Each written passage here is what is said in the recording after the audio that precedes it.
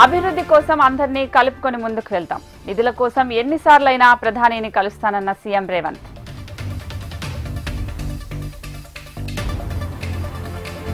Kaleshwaram project NDSA నివేదికపై Uttam presentation. నోటీసులకే కేసీఆర్, హరీష్ రావు వణికిపోతున్నారని ఎద్దేవా.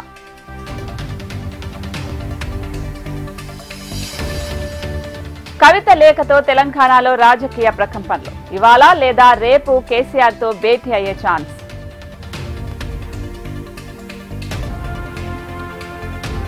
కేసీఆర్ దేవుడు, ఆయన చుట్టూ దయ్యాలున్నాయి. లేఖ లీక్ వెనుక ఎవరున్నారో అర్థం కావడం లేదన్న కవిత.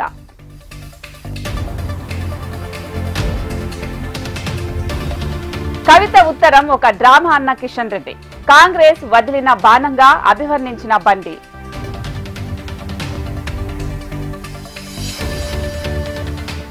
బియ్యం ఎగుమతులపై తెలంగాణ రాష్ట్రాల మంత్రుల భేటీ. అక్రమ రవాణా కట్టడి, ఆస్తుల బదిలీపై చర్చ.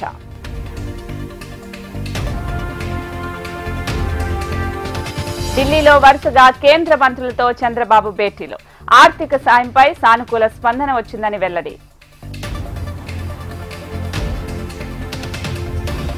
థియేటర్ల బంద్ నిర్ణయంపై విచారణకు ఆదేశం. వెనకున్నది ఎవరో తేల్చాలన్న మంత్రి కందుల దుర్గేష్.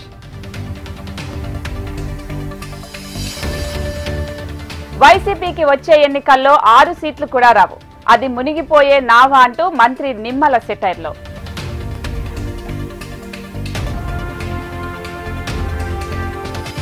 ఏపీలో మొబైల్ రేషన్ వాహనాలు రద్దు. జూన్ 1 నుంచి దుకాణాల దగ్గరే పంపిణీ.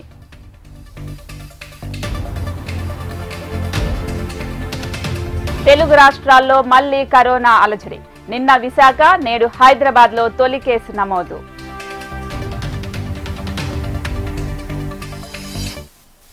అవినీతి ఆరోపణలతో సూర్యాపేట డిఎంహెచ్ఓపై వేటు పదవి తప్పిస్తూ అలాగే ఆరోగ్య శాఖ ఉత్తర్వులు.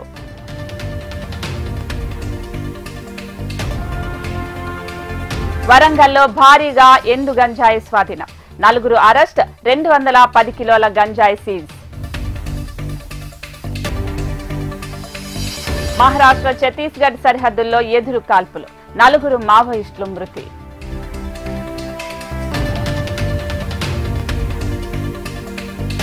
పాక్ విమానాలకు గగనతల నిషేధం పొడిగింపు. జూన్ 23 వరకు ఆంక్షలు అమల్లో ఉంటాయన్న కేంద్రం. కాల్పుల విరమణపై మరోసారి రాహుల్ విమర్శలు. ట్రంప్కు తలవంచి దేశ ప్రయోజనాలను త్యాగం చేశారంటూ ఫైర్.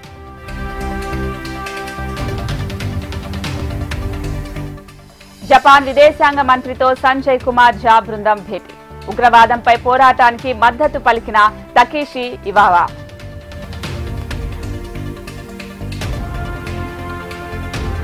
సింధు నది జలాలపై పాక్ సైనికాధికారి హాట్ కామెంట్స్. నీళ్లు ఆపేస్తే ఊపిరి ఆపేస్తామంటూ అహ్మద్ షరీఫ్ ప్రేలాపనలు. యాపిల్ కు ట్రంప్ టారిఫ్ వార్నింగ్. భారత్ లో తయారు చేస్తే 25% విధిస్తామని హెచ్చరిక.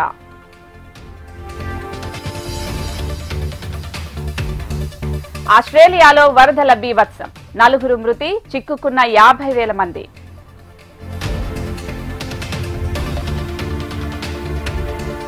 ఆహారాన్ని ఆయుధంగా మార్చుకోవడం నేరం. ఇజ్రాయెల్ తీరుపై WHO చీఫ్ భావోద్వేగ ప్రసంగం.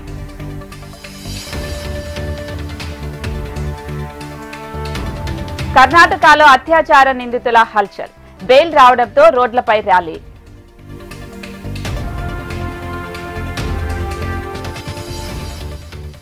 మరో విజయం సొంతం చేసుకున్న సన్ రైజర్స్ హైదరాబాద్. టేబుల్లో 3వ స్థానానికి చేరిన రాయల్ ఛాలెంజర్స్.